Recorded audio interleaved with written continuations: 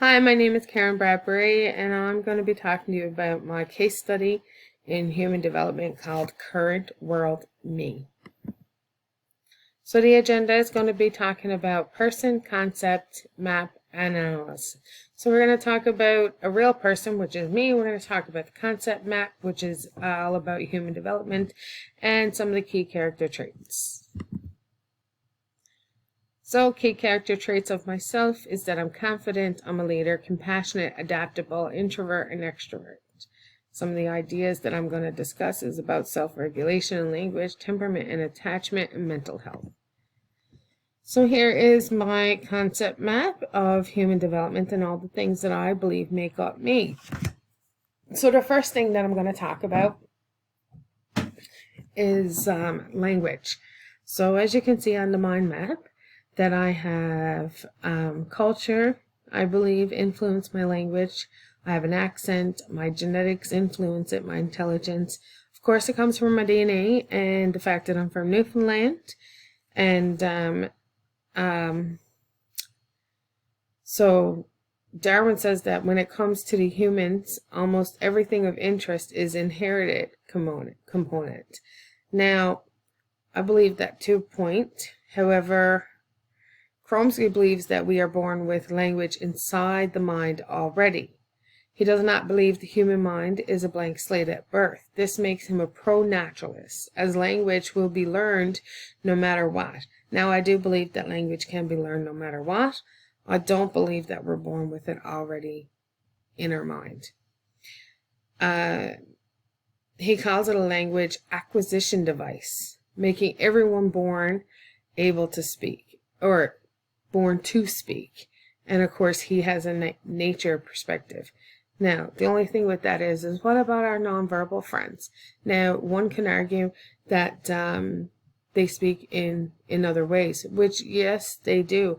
But do we call that language? How do we determine what exactly language is? Because right now we have sign language, we have other like different types, body language, verbal language.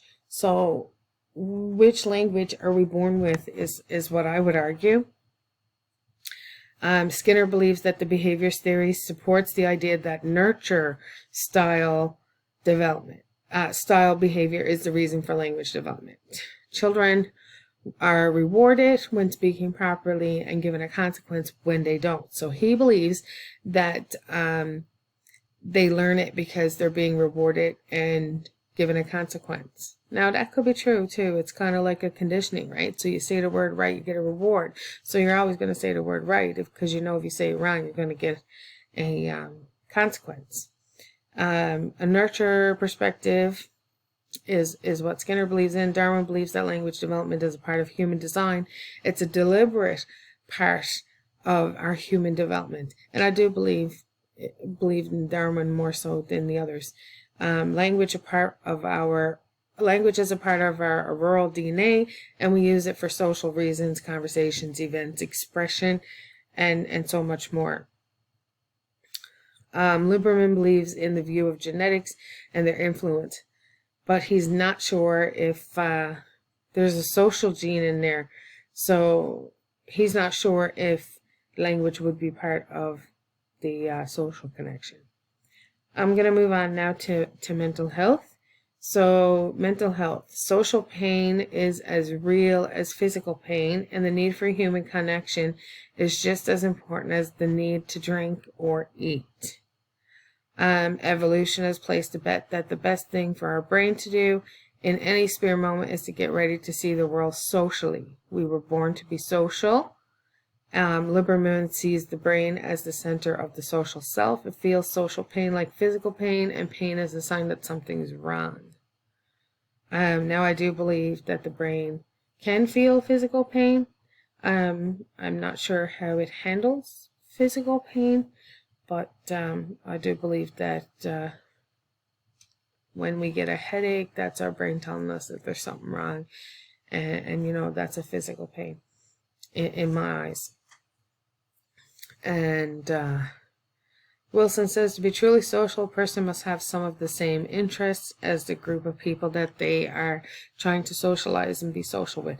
Now that I also believe, because if you're trying to be social with people that you have nothing in common with, it is the most awkward and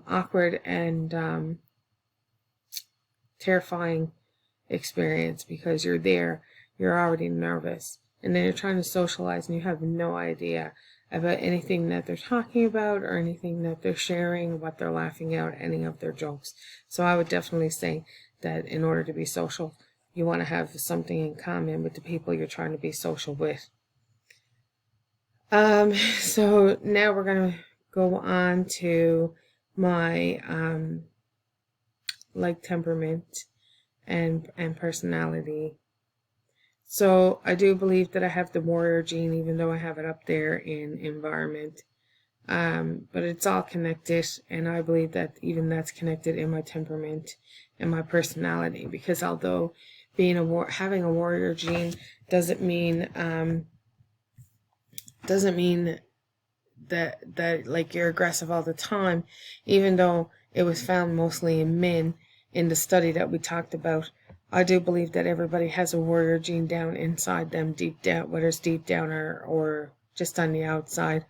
But depending on the situation, I believe anybody's warrior gene can come out. It's just not used on a daily basis in most people, while in others, they are just naturally an aggressive person, and their warrior gene is always on the top of the personality. So my temperament I have there on screen: emotional, loud, hard-headed, stubborn. And like stubborn goes right into like with language and being connecting to where I'm from, because like most Newfoundlanders are stubborn. I don't want to put us all in a category, but if I had to say if we're stubborn or not, I would say yes. Most Newfoundlanders are stubborn. So yeah, now I'm thinking about all Newfoundlanders being stubborn. So for example, my warrior gene would come out if somebody hurt my children or did something to my family, and well then my warrior gene will be out. So next I'm going to talk about mental health, and I'm going to start with what's on the screen. So my memory is affected. There's fear there. I'm a bit fearful of failure. I have a fight and flight momentum, and I have an anxiety panic disorder. Now, most people would never know that about me, and I certainly don't go telling people about it because I am fearful of the stigma that will follow me. Because even though mental health is a huge thing these days, and we are doing a lot of talking about it, I still am afraid of that stigma. I don't want people to think that I can't do my job, or there's something wrong with me, or they can't talk to me like a normal person, and they have to be careful around me, because that's the way people get on. And so I just don't disclose that information unless I feel I need to disclose that information. So Alan talks about mental disorders as being too diverse. So there's no way of giving mental health a label. Like you can't label it a simple disease, because there's too many aspects to mental health, and we haven't narrowed it down yet to exactly what causes mental health, or what exactly is considered mental health. Like it's like a broad line, right? Because even with an anxiety disorder, everybody's anxiety disorder is going to be different, and every anxiety attack, panic attack is different from the last one. So it's definitely something that is too broad to try to narrow it down and understand it.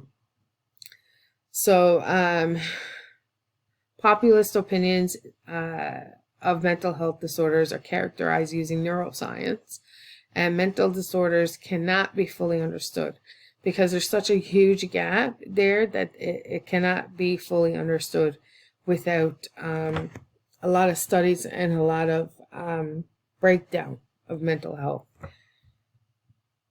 So the gap between understanding, knowing, and to learn is a big is big, and mental disorders can never be known, and indeed trying to know them will cause a person more harm than good.